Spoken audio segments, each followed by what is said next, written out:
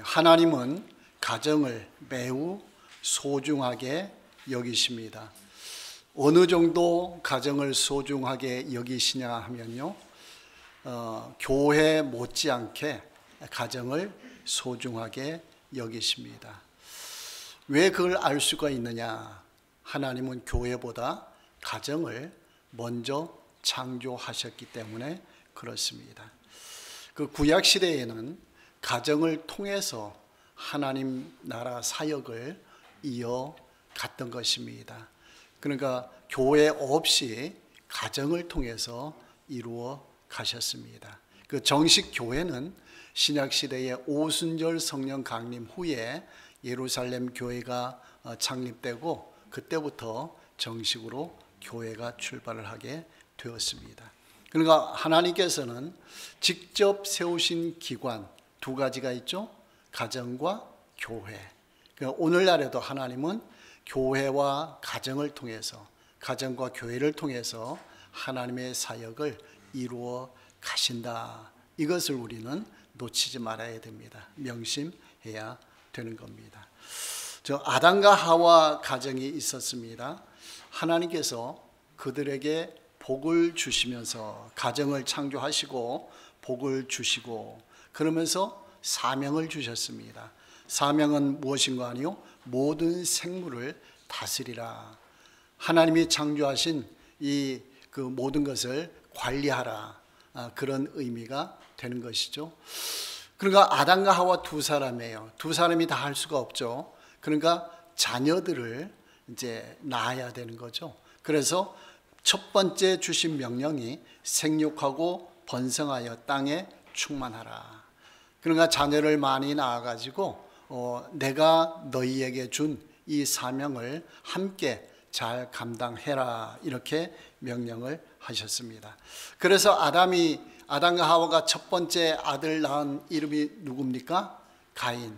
두 번째 아들이요? 아벨.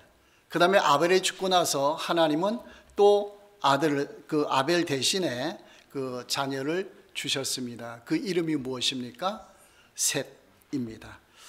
자, 그 아담이 셋을 낳은 때가 몇 살인지 그건 잘 모르시죠?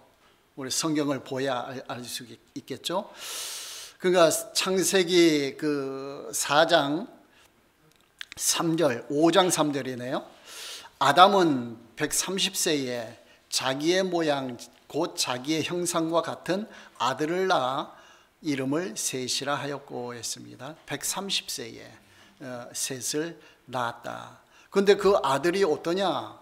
자기의 모양 곧 자기의 형상과 같은 아들이라고 했습니다. 그러니까 하나님이 아담과 하와를 창조하실 때도 자기의 형상대로 창조했다 그랬죠. 그러니까 아담의 형상은 하나님의 형상을 닮았어요.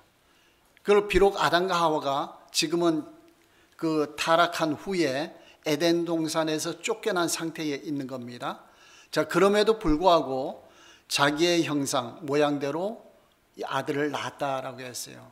그러니까 하나님의 형상이 계속 이어지고 있다 그런 말이죠. 그러니까 육체적으로도 사람 모습이 비슷하지만은 또 다른 면은 영적으로도 비슷하게 닮은 아들이 태어났다. 이거는 또 그렇게 양육을 한다 그런 의미가 되는 것입니다. 그러니까 육체적, 영적 이게 닮은 자녀들이 계속 낳아지고 있다라는 것입니다. 자, 그러면서 이 아담이 몇 세까지 살았는 거 아니요? 930세, 1000년 가까이 살았어요. 그 당시에는 환경이 좋은 거죠. 비록 타락했지만은 노아 홍수 전이기 때문에 환경이 그래도 아주 좋았어요. 에덴 동산은 아니었지만. 자, 그래서 930세. 그러니까 셋이라는 아들을 낳고 몇 년 동안 또 자녀들을 낳는 거 아니요? 800년. 그러니까 자녀들을 엄청 많이 낳은 거예요. 그 자녀들이 번성했어요. 그러니까 가인과 아벨이 다 그 제사 드리고 나서 이제 서로가 이제 죽이게 되는 그 일이 벌어지잖아요. 그럼 우리는 이제 생각하죠. 아니, 가인과 아벨밖에 없는데 가인이 아벨을 죽였어요. 그런 사람이 없을 거 아니에요. 근데 가인이 뭐라고 말했죠? 사람들이 나를 죽일 것 같습니다. 나를 좀 보호해 주십시오. 그랬거든요. 그러니까 이게 무슨 뜻이에요? 가인과 아벨도 결혼을 했다라는 거예요. 결혼을 해가지고 자녀를 낳았다라는 거예요. 그 아담과 하와도 자녀를 낳고, 그러니까 거기에 가인과 아벨을 대표적으로 이름을 거론했지 다른 많은 사람들이 그 사회에 있었다, 그런 의미가 되는 거죠. 그러니까 성경에는 가인, 아벨, 셋, 요 세 자녀 이름만 있는 거예요. 그러니까 아담과 하와는 800년 동안 지내면서 자녀를 낳았다. 그러니까 그 당시에 이제 건강했던 것이죠. 자, 그리고 나서 이제 사람들이 쭉 번성하게 되죠. 많아지게 되죠. 땅에 이제 퍼지면서 살게 되죠. 그 어떤 일이 벌어졌느냐? 창세기 6장에 보면은 하나님의 아들들이 사람의 딸들의 아름다움을 보고 자기들이 좋아하는 모든 여자를 아내로 삼는지라라고 했어요. 그랬더니 하나님께서 저 사람들 잘못됐다. 내가 저들과는 함께하지 않을 것이다. 왜 그러냐? 이는 그들이 육신이 됨이라라고 했어요. 육신이 되었다는 것은 영적이 되었다, 이것과 반대되는 거예요. 그러니까 사람들이 결혼을 하는데 육체적인 아름다운 모습, 재산이 얼마나 있느냐, 얼마나 가지고 있느냐, 배경이 얼마나 든든하냐, 이런 것만 보고 판단해서 결혼을 하는 거예요. 뭐는 못 봤다는 거예요? 내면적인 것, 마음과 영혼, 영적인 부분은 보지 않고 육적인 판단에 따라서 결혼을 했다라는 거예요. 그랬더니 하나님이 싫어했다. 그러니까 이런 사람들이 자꾸 번져나간 거예요. 그래서 하나님이 결국 어떻게 됐어요? 심판하게 되죠. 너희의 날이 120년이 되리라. 그러니까 노아에게 말씀하신 거죠. 너희는 120년 후에 홍수를 맞이할 것이다. 그런 얘기예요. 이건 뭐예요? 내가 홍수 심판하겠다, 그런 의미도 있지만은 또 다른, 왜 기간을 뒀을까요? 120년이라는 회개할 수 있는 기간을 준 거예요. 근데 그들이 회개했어요, 안 했어요? 회개하지 않았어요. 그랬더니 하나님이 그 노아 방주가 마무리되면서 홍수로 심판을 하게 되었다라는 거예요. 자, 그러면 홍수 후에는 누구만 남았습니까? 노아의 몇 가족이죠? 8가족. 노아와 그 아내, 그 다음에 세 아들 이름이 뭡니까? 셈, 함, 야벳, 그리고 자녀들, 그 며느리들. 그러니까 8가족이 노아 방주에 들어가 있어 살았던 것이죠. 자, 그러니까 노아 홍수 후에는 이 땅에 노아의 8가족밖에 없는 거예요. 그러니까 하나님이 또 노아에게 뭐라고 말씀하시는 거 아니에요? 그 아담과 하와에게 주셨던 명령을 그대로 주십니다. 그 창세기 9장 1절에 생육하고 번성하여 땅에 충만하라 라고 했어요. 생육하고 번성하여 땅에 충만하라.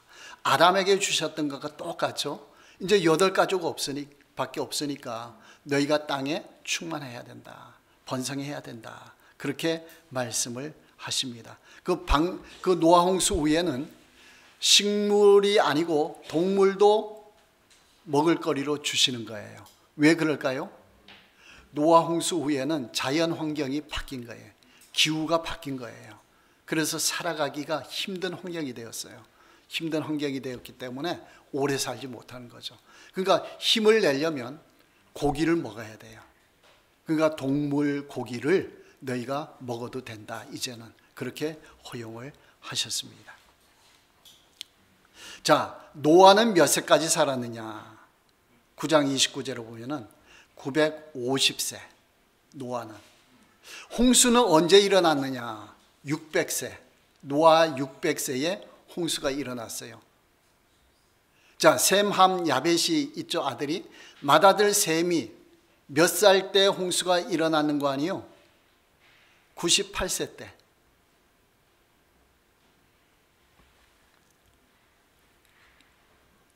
자, 홍수 일어났어요. 자, 그러니까 그때 당시에는 나이가 엄청 많이 이제 살게 된 거죠. 엄청 오래 살게 되는 거죠. 자, 그래서 셈, 함, 야벳을 통해서 이제는 그 역사를 이루어 가시게 되는 겁니다. 바벨탑 사건이 그 다음에 있죠. 노아 홍수 후에는. 바벨탑 사건은 셈족이에요. 셈의 후예들이에요. 셈, 함, 야벳 그 족속이 있는데, 셈은 아시아 민족, 이스라엘을 중심으로 해서 그 아시아 민족이고, 그 다음에 함은 아프리카 쪽이고, 그 다음에 야벳은 유럽 쪽이에요. 백인종. 이렇게 이제 흩어지게 되는 거예요. 그러니까 셈 족속이 동방으로 옮겨가지고 시날 평지에 있으면서 탑을 쌓은 거예요. 성을 짓고 탑을 쌓은 거예요. 하늘 꼭대기까지 닿도록. 이런 식으로 한 거예요. 그러면서 그들이 뭐라고 말했는 거 아니에요? 우리의 이름을 내고 온 지면에 흩어짐을 면하자. 하나님 편에서 보면 좋은 말이에요? 틀린 말이에요? 틀린 말이죠. 누구의 이름을 내야 돼요? 하나님의 이름을. 그러니까 우리는 하나님의 이름을 내고 하나님은 우리를 위해서 뭔가 복을 주시고, 이게 이제 정상 관계인데, 이 사람들은 하나님을 잊어버리고 하나님과 단절돼 가지고 우리 이름을 내자. 탑을 왜 성을 높이 쌓고 왜 탑을 하늘 꼭대기에 했을까요? 이유는 과거에 무슨 심판이 있었기 때문에, 홍수 심판 있기 때문에, 홍수가 아무리 크게 와도 우리 이제 그 멸망하는 거 면하자, 피하자. 그래서 그렇게 했던 거예요. 근데 홍수 심판은 왜 왔죠? 죄를 지어서 왔죠. 죄를 짓지 않으면 심판이 없어요. 그러니까 심판받지 않으려면 죄를 짓지 않아야 되는데, 죄는 짓는 거예요. 근데 심판은 받기 싫은 거예요. 그래서 하는 방법이 뭐예요? 높은 성을 쌓고 탑을 꼭대기까지 세우자. 그래서 우리가 여기에 살자. 흩어짐을 면하자. 그렇게 된 거예요. 하나님이 어떤 방법을 택했습니까? 언어를 혼잡하게 했다. 그때만 해도 언어가 하나였는데, 하나님이 언어를 혼잡하게 하니까 이 사람들이 말을 서로 못 알아듣는 거예요. 자, 성을 쌓고 탑을 꼭대기 높이 세우는데, 자, 망치를 가지고 하는데 뭔 말인지 몰라요. 그 돌멩이를 갖고 오는 거예요. 자, 그렇게 되면 일을 할 수 있어요, 없어요? 일을 할 수가 없죠. 그러니까 서로가 이제 그렇게 다투고 싸우다가 땅에 다 흩어져 버린 거예요. 바벨탑 사건이 거기서 끝나버린 거예요. 자, 끝나고 나서 어떻게 됐느냐? 셈의 이제 족보가 계속 되는데요. 셈의 족보는 이러하니라. 셈은 100세 곧 홍수 후 2년에 아르박삿을 낳았고라고 했어요. 그러니까 100세에 아르박삿을 낳았다라고 했죠. 그러니까 2년 후라고 했어요. 홍수. 그러니까 몇 살에 홍수가 일어난 거예요? 98세. 그러니까 셈은 98세. 노아는 몇 세요? 600세. 그렇게 홍수가 일어났다. 자, 홍수 후에 이제 자녀들이 다시 이제 셈족이 번성하는데, 그 아르박삿을 낳고 쭉 계보가 이어지다가 누가 태어나는 거 아니요? 데라가 태어나요. 데라는 누구예요? 아브라함의 아버지죠. 갈대아 우르 지역에, 그 지역에서 데라가 태어납니다. 데라가 세 아들을 낳아요. 아브람, 나홀, 하란. 요 세 아들을 낳아요. 아브람이 맞이죠. 하란이 막내예요. 하란의 아들이 누군가 아니요? 롯. 그러니까 아브람과 롯의 관계는 뭐예요? 롯은 아브람의 조카가 되죠. 큰아버지가 되죠. 롯의 큰아버지가 아브람이 되는 거예요. 그 아버지가 없어요. 그러니까 데라가 그 갈대아 우르에서 떠날 때에 누구를 데리고 와요? 롯을 데리고 와요. 그때만 해도 아브람이 데리고 왔다 이렇게 하지 않고 롯이 아버지니까 그 롯이 데리고 오는 거예요. 그때 데리고 올 때에 아브람, 그 다음에 그 아내 사레, 이름이 바뀌게 되는 사레죠. 그래서 이제 데리고 오는 거예요. 어디까지 오죠? 하란까지. 원래는 가나안 땅으로 가려고 했는데 중간 지역인 하란까지 오는 거예요. 거기서 머물다가 더 이상 못 가는 거예요. 가나안 땅으로. 그 경계선에서. 두려워서 그랬겠죠, 아무래도. 그러니까 못 가고 있으니까 데라가 205세에 하란에서 죽게 돼요. 아브라함의 아버지가. 그러니까 이제 아버지가 안 계시니까 하나님께서 다시 명령을 주셔요. 그게 창세기 12장이에요. 근데 창세기 12장이 하나님께서 아브라함에게 명령을 주신 첫 번째가 아니고 그 이전에 갈대아 우르에 있을 때에 하나님이 명령하신 거예요. 그 사도행전에 보면 스데반 설교에 보면은 뭐라고 했죠? 영광의 하나님이 갈대아 우르에서 아브라함에게 나타났다라고 했어요. 영광의 하나님이. 그러니까 그 신들과는 비교할 수 없는 하나님으로 나타난 거예요. 그러니까 아브라함이 깜짝 놀래가지고 아버지하고 가족들에게 야, 여기 있으면 안 됩니다. 이 하나님이, 이 큰 신이 명령하셨는데 내가 지시할 땅, 가나안 땅으로 가라고 했습니다. 그랬더니 데라가 그 말을 듣고 따라온 거예요. 하란까지. 하란까지는 왔는데 이 데라의 믿음은 약하기 때문에 거기까지예요. 더 이상 못 가는 거예요. 거기서 데라 아버지가 죽을 때까지 기다리는 거예요. 못 가고 있으니까. 아브라함이 효도를 했어요, 안 했어요? 효도한 거죠. 아버지 그냥 내려놓고 그냥 가나안 땅으로 간 게 아니고 하란에 계속 머물렀어요. 같이 가야 되는데 같이 못 가는 거예요. 그러니까 데라가 죽고 나니까 하나님께서 자, 이제 네가 가나안 땅으로 가라. 하나님도 그 시간을 기다리신 거예요. 그래서 창세기 12장에 이제 가나안 땅으로 가라고 명령을 주셨다라는 거예요. 그러면서 아브라함에게 약속을 하셨죠. 3가지 약속. 그러면서 그 18장 18절에 보면은 아브라함은 강대한 나라가 되고 천하 만민은 그로 말미암아 복을 받게 될 것이 아니냐. 자, 아브라함을 통해서 강대한 나라 이스라엘 민족을 이루고 천하 만민이 그를 통해서 하나님을 믿게 되고 복을 받을 것이다. 그런데 조건이 있어요.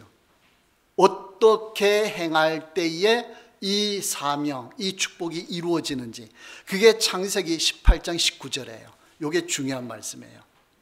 내가 그로 아브라함으로 말미암아 그 자식과 권속에게 명하여 여호와의 도를 지켜 의와 공도를 행하게 하려고 그를 택하였나니. 아브라함을 택한 목적이 뭐예요?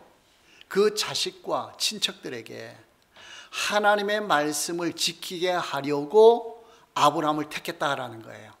그럼 아브라함은 어떻게 해야 되죠? 자녀들에게, 그 후손들에게 이걸 가르쳐 줘야 되는 거예요. 하나님의 뜻을. 가나안 땅에 대해서 하나님이 약속해 주신 거, 하나님이 자기에게 나타났던 거, 이 모든 것을 자녀들에게 주시는 거예요. 그때는 교회가 있어요, 없어요? 교회가 없어요. 다 누가 해야 돼요? 아브라함이 해야 돼요. 가장이 해야 되는 거예요. 아버지, 어머니가 이 일을 해야 되는 거예요. 자녀들에게 신앙을 물려줘야 돼요. 하나님을 전해줘야 되는 거예요. 자, 왜 이렇게 하느냐? 19절 끝에 보면은 이는 나 여호와가 아브라함에게 대하여 말한 일을 이루려 함이니라. 아브라함에게 약속하신 것이 무엇이죠? 가나안 땅, 그 다음에 자손에 대한 축복. 두 번째는 그가 이스라엘 민족을 이루겠다는 거죠. 세 번째는 뭐죠? 모든 민족이 너를 통해서 복을 받을 것이다. 하나님을 믿게 될 것이다. 이거거든요. 요것을 이루기 위해서는 창세기 18장 19절 요걸 해야 된다는 거예요. 오늘날 우리에게도 하나님의 뜻을 이루기 위해서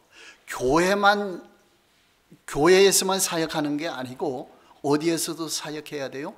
가정에서. 가정에서 믿음의 가정으로서 가정에서 자녀들, 그 후손들, 손주들, 그 후손들에게 이 말씀을 전해야 된다라는 거예요. 그러니까 교회와 가정이 합쳐져 가지고 양육을 잘 신앙 교육을 시킬 때 잘 되는 거예요. 여러분 지금까지 우리 한국 상황을 보세요. 주로 교회 중심으로 교육이 이루어졌죠. 신앙 교육이. 자, 그렇게 되니까 만족해요, 안 해요? 지금 한국 교회 교인들이 만족한 신앙생활을 해요, 안 해요? 믿지 않는 사람들이 한국 교회를 보고서 대단하다 해요, 안 해요? 좀 그렇게 안 하죠. 왜 그래요? 부족한 부분이 있는 거예요. 그러니까 교회 교육만 가지고는 부족한 게 있는 거예요. 가정에서 부모가 자녀들을 양육해야 된다. 신앙으로. 그럴 때에 아름답게 이 신앙생활이 잘 이루어질 수가 있다라는 거예요. 자, 그래서 노아로부터 아들 셈, 그 다음에 누구까지 왔어요? 아브라함까지. 아브라함 자녀들 누구예요? 이삭, 그 다음에 야곱, 그 다음에 요셉. 요셉 시절에 어디로 갔습니까? 애굽으로 갔어요. 자, 애굽으로 갔을 때에 요셉은 총리였죠. 그 엄청난 그 혜택을 누렸죠. 축복을 누렸죠. 이스라엘 민족이 고센 땅에 있으면서. 근데 이스라엘 자손이 생육하고 번성하는 거예요. 하나님의 명령을 잘 수행하는 거예요. 그 고센 땅에 가득 채워졌어요. 그 요셉을 알던 왕이 죽고 그 시절이 다 지나고 요셉을 모르는 왕이 등장했어요. 그 이스라엘 민족을 보니까 엄청 크거든요. 그 어떤 생각이 들었는가 아니요? 저 민족이 저렇게 큰데 다른 민족이 우리와 싸울 때, 전쟁할 때 저 민족이 우리 적과 함께 우리와 싸우면 큰일 나겠다. 그러면 저 민족이 우리를 치겠다. 그리고 우리 쪽에서 나가겠다. 그렇게 생각한 거예요. 그래가지고 저 민족을 약화시키자. 그래서 한 일이 뭐예요? 중노동을 시키는 거죠. 중노동 시켰더니 자녀들이 더 많이 나오는 거예요. 육체가 건강하니까. 안 되겠다. 더 힘들게 하자. 아예. 그래서 그 재료도 안 주면서 건축 막 시키는 거예요. 성을 쌓도록 하는 거예요. 그랬더니 어떻게 했어요? 그것도 안 돼요. 마지막 세 번째 방법이 뭐였습니까? 자녀를 낳으면 산파를 통해서 아들이면 없애라. 그렇게 얘기했어요. 근데 그것도 잘 통하지 않아요. 그때에 레위 족속 중에 한 가정에 아이가 태어났어요. 그게 누굽니까? 모세예요. 레위 족속에서. 근데 석 달 동안 가정에서 길렀는데 더 이상 키우질 못해요. 들키면 이제 죽게 되니까. 그래서 갈대 상자에 담아가지고 나일강 갈대 숲에 딱 놔뒀어요. 그때 누가 왔어요? 바로의 공주가. 거기에 시냇가에 왔다가 목욕하러 왔다가 그걸 발견하고 봤더니 히브리 아이예요. 히브리 아이면 어떻게 해야 되죠? 죽여야 되죠. 그런데 하나님께서 바로 공주의 마음에 어떤 마음을 불러일으켰는가 하면 불쌍히 여기는 마음. 이게 은혜예요. 그러니까 하나님께서 오늘날 우리도 불쌍히 여기시는 거예요. 불쌍히 여기시니까 우리가 살아있는 거예요.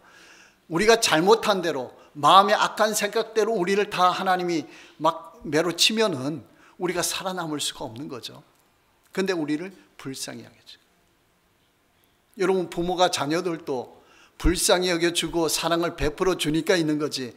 자녀들을 혼내기만 하면은 자녀들이 견디겠어요? 못 견디죠. 잘못할 때마다 그냥 혼내기만 하면은 그걸 다 보듬어주고, 그렇죠? 그걸 품어주고, 그러니까 자녀들이 잘 자라는 거예요. 그 오늘날 우리도 마찬가지. 그러니까 하나님께서 바로의 공주의 딸에게 특별한 마음을 불러주신 거예요. 넣어주신 거예요. 그래서 불쌍히 여겨가지고 자기 아들로 키우는 거예요. 그 죽을 나이에서 갑자기 누가 됐죠? 바로 왕 공주의 딸이 된 거예요. 왕족이 되어버린 거예요. 그래서 몇 년 동안 살았습니까? 40년. 그래서 히브리 사람들을 위해서, 이스라엘을 위해서 일하려고 하다가 발각됐죠. 애굽인을 쳐 죽였는데. 그리고 도망갔어요. 어디로 도망갔어요? 광야로, 미디안 광야로. 광야로 몇 년 있었습니까? 40년. 40년 있다가 하나님이 불렀어요. 불러가지고 이제는 지도자가 되라. 출애굽해야겠다. 그래서 출애굽해서 몇 년 동안 지도자 역할을 했죠? 40년. 그러니까 모세의 나이는 120살인데 40년씩 3등분이 딱 되는 거예요. 그 역할을 감당을 했다라는 거예요. 자, 그리고 이제 가나안 땅에 들어왔잖아요. 가나안 땅에 들어와서 자, 가나안 땅에 들어오기 전에 이제 시내산에서 언약을 체결했죠. 그러면 십계명을 주었죠. 십계명 중에 제5계명이 뭐예요?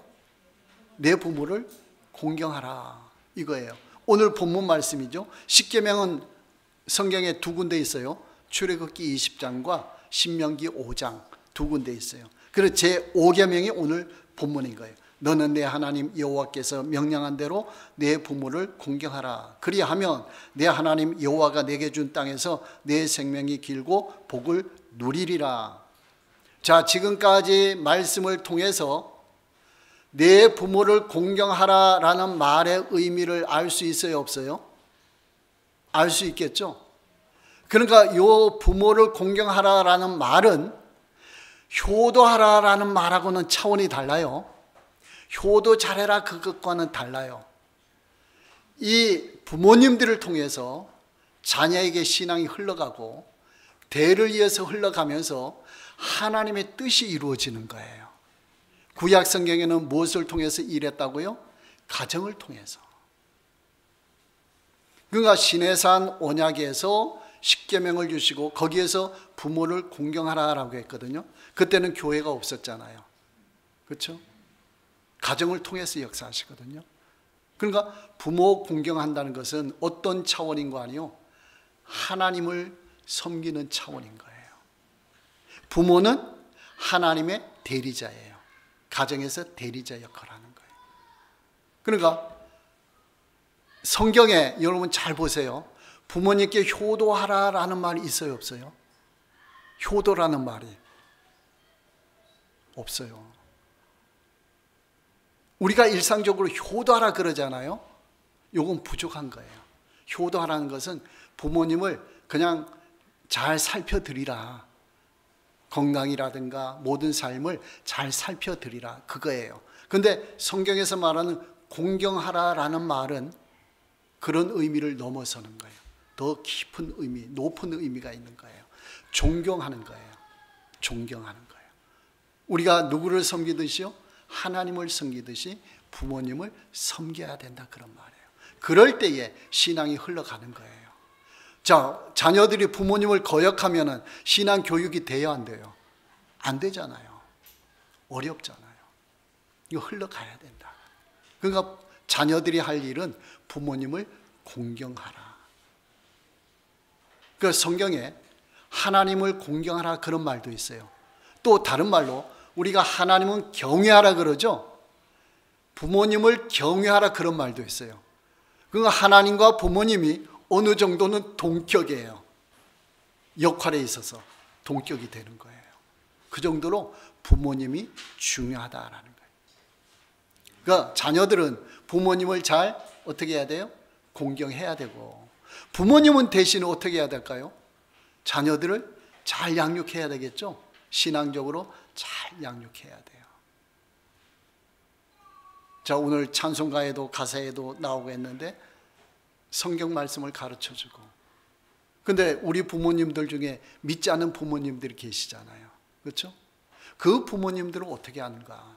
신앙을 안 가지신 부모님들, 그럼 어떻게 해야 되죠? 공경하지 말아야 될까요?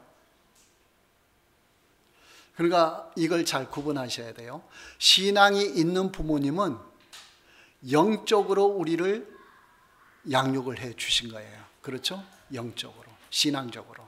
그런데 부모님이 예수님을 믿지 않는다 할지라도 부모님이 자녀들에게, 우리에게 나쁜 짓 하라고 가르친 부모가 있어요, 없어요?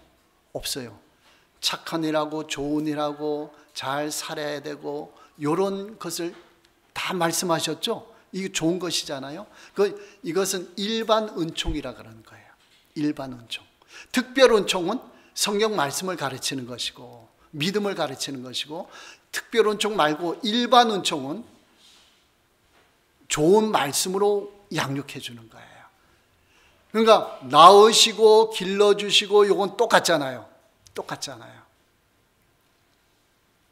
그러니까 우리가 살아계신 부모님들께 믿음의 부모이든지 믿음이 없으신 부모님이든지 상관없이 우리가 할 도리를 하면 되는 거예요. 어떻게 해요?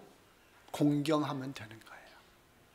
자, 그럼 믿는 자들은 부모님께, 불신자들이 부모님께 효도하는 것보다 더 잘할 수 있어요? 없어요? 더 잘할 수 있어요. 더 잘해야 돼요. 왜? 효도하는 것뿐만 아니고 공경을 해야 되니까. 존경을 하고 받들어 섬겨야 되니까. 더 잘해야 되는 거예요. 그러면 누구로부터 상급이 있어요? 하나님으로부터. 이게 믿는 도리예요. 그래서 그 에베소서에 보면은 이제 자녀들아 주 안에서 순종하라 공경하라라고 했죠. 그다음에 아비들아 자녀를 노엽게 하지 말고 오직 주의 교훈과 훈계로 양육하라 했죠. 자, 그러면서 에베소서 6장에 보면은 5절에서 8절 말씀 보면은 이 관계에 대해서 나와요. 믿지 않는 자라 할지라도 우리가 직장 생활, 사회 생활, 가정 생활 할 때에 믿지 않는 자라 할지라도 누구에게 하듯 하라고요? 주께 하듯 하라. 하나님께 하듯 하라. 이거예요. 그러면 누가 어떻게 보상해 주신다고요? 하나님께서. 이는 각 사람이 무슨 선을 행하든지 종이나 자유인이나 주께로부터 그대로 받을 줄을 알미라. 여러분 가정에서 오늘 어버이 주일이니까 부모님을 공경하시기 바랍니다. 그러면 하나님이 잘되게 해 주신다는 거예요. 보상해 주신다는 거예요. 부모님이 믿든지 안 믿든지 상관없어요. 우리는 믿는 자로서 부모님을 공경해 드리는 거예요. 그럼 누가 보고 계셔요? 하나님이 보고 계신다는 거예요. 그러면서 또 우리는 부모로서 자녀들에게 신앙 교육을 잘 시켜야 되는 거죠. 그런 관계가 이어져야 된다라는 거예요.